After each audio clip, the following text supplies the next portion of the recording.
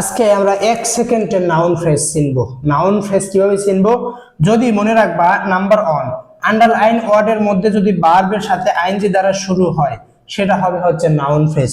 Number 2, যদি underline ওয়ার্ডের প্রথমেই যদি 2 + বি অন দেখো, অর্থাৎ ইনফিনিটিভ যদি দেখো, সেটা নাউন ফ্রেজ। 3 নাম্বারটা লিখবা, দাক্কিত অংশের মধ্যে, দাক্কিত বা আন্ডারলাইন ওয়ার্ডের মধ্যে যদি নাউন থাকে সেটা হবে নাউন ফ্রেজ। 4 নাম্বারটা মনে রাখবা, দাক্কিত অংশের মধ্যে যদি কিট এন্ড কিন, দাক্কিত অংশের মধ্যে যদি কিট এন্ড কিন যদি এরকম আন্ডারলাইন ওয়ার্ড করে বলে এটা কোন ফ্রেজ, তাহলে এটা আমরা শিখবো হচ্ছে নাউন ফ্রেজ। কি কি শিখলাম?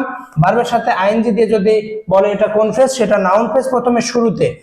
আন্ডারলাইন ওয়ার্ডের মধ্যে অর্থাৎ প্রথমে শুরুতে যদি ভার্বের সাথে অর্থাৎ 2 + বি অন হয় সেটা হবে নাউন ফ্রেজ। 3 নাম্বার, আন্ডারলাইন ওয়ার্ডের মধ্যে যদি নাউন থাকে তাহলে সেটা হবে কি noun phrase. 4 number, kith and kin দিয়ে যদি আন্ডারলাইন ওয়ার্ড করে বলে কোন ফ্রেজ, সেটা হবে হচ্ছে নাউন ফ্রেজ। তাহলে চলো আমরা একটু এমসিকিউ গুলো দেখে নেই। এমসিকিউ গুলো একটু দেখো।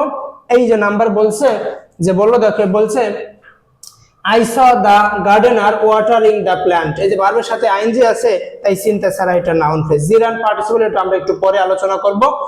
2 নম্বরটা দেখো, সুইমিং ইন দ্য রিভার। এখানে ভার্বের সাথে আইএনজি দ্বারা প্রথমে আছে, তাহলে আমরা এখানে প্রথমেই বলতে পারি ভার্বের সাথে আইএনজি দেওয়া আছে, এটা একটা নাউন ফ্রেজ। আচ্ছা, 3 নাম্বার বলছে mister Nurul Haque is a man of words. আমরা জানি ড্যাপের পূর্বে অর্থাৎ ডিটারমিনার পূর্বে একটা ওয়ার্ড থাকলে দাক্কিত অংশের মধ্যে যদি নাউন থাকে সেটা হবে নাউন ফ্রেজ। তাহলে আমরা এটা অনায়াসে উত্তর করতে পারি, এটা একটা নাউন ফ্রেজ। 4 নাম্বার প্রশ্নটা দেখো, swimming in the river is dangerous. তাহলে ভার্বের শুরুতে প্রথমেই ভার্বের সাথে আইএনজি যুক্ত হয়েছে, তাই এটা একটা নাউন ফ্রেজ। 5 নাম্বার দেখো, নুরুল হক is a man of words, এটা একটা নাউন ফ্রেজ। তারপরে man wants something to eat, ভার্বের সাথে আইএনজি দ্বারা শুরু হয়েছে, এটি একটি নাউন ফ্রেজ। এটি একটি কি? এটি একটি নাউন ফ্রেজ।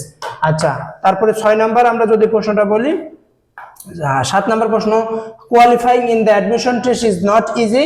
তাহলে এখানে আমরা ভার্বের সাথে আইএনজি যুক্ত হয়েছে, এটা একটি নাউন ফ্রেজ। 6 নাম্বার 9 নাম্বার প্রশ্নটা একটু দেখো। 9 নাম্বার প্রশ্নতে দেওয়া আছে Bipul is a man of letters. Bipul একজন বিদ্বান ব্যক্তি। এই যে দাক্কিত অংশের মধ্যে নাউন আছে, এটি একটি noun phrase. She is an eyesore to me, এখানে ভার্বের সাথে অর্থাৎ আমরা জানি আর্টিকেলের পরে যদি একটা নাউন থাকে, একটা ওয়ার্ড থাকে, সেটা একটা নাউন হয়। দাক্কিত অংশের মধ্যে যদি নাউন থাকে সেটা হয় নাউন ফ্রেজ। শেষে আমরা উত্তর করতে পারি এটা একটা নাউন ফ্রেজ।